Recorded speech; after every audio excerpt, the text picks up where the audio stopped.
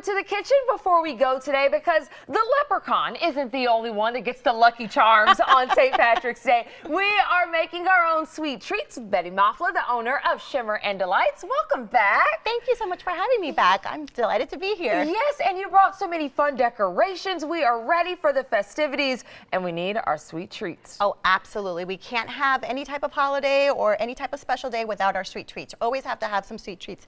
And today I'm making something super fun and super easy. I know. I love when you say easy. Say that all the time. I hope it truly is. But I promise you, this one is super easy. We're going to make our version of the crinkle cookie. Okay. And so what we're going to use is actually cake mix to make this. Cake mix to make cookies. Yes. All right, I'm going to trust you with it. Super easy. And I bet you you have these items already at home, these ingredients at home.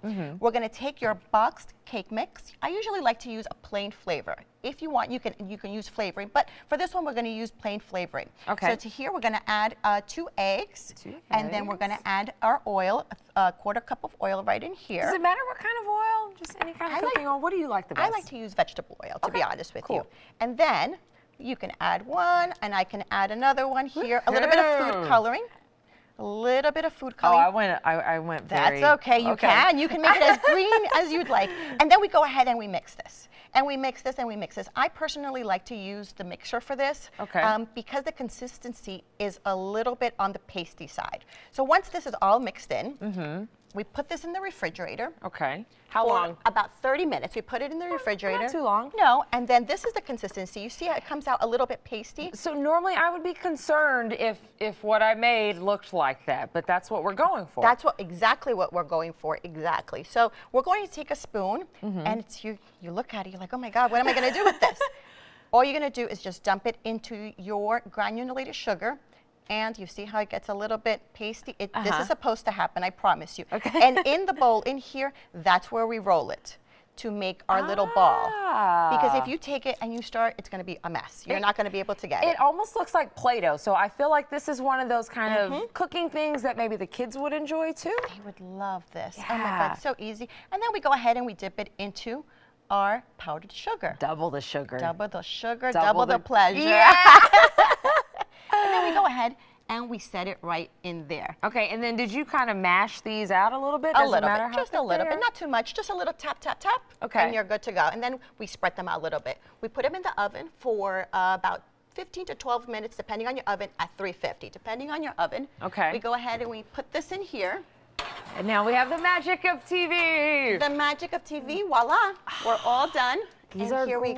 We go. Look how cute and adorable. This went from this. So it's okay if it looks like this, I promise you. And I feel like because we're using like a box cake mix, you can make a lot of these cookies with this recipe too. You can also add flavoring if you'd like. If you're using a plain cake mix, you can add a little bit of cinnamon if you like, or any type of flavoring that you wish. You can definitely add. But you see how easy this is? Just little small ingredients that you have at home. I love this. Okay, you have so many other cute things here. The chocolate-covered strawberries, we can grasp that. But I want to get over to some of the other things. This Jell-O rainbow. Look at this. This adorable, super easy. Cute. Again, super easy. And we already have our Jell-O in a cup. So that's all we're going to do. So that's what we're making. We're making Jell-O in a cup. Right here. Let's move this out of the way for you. Now we know Jell-O.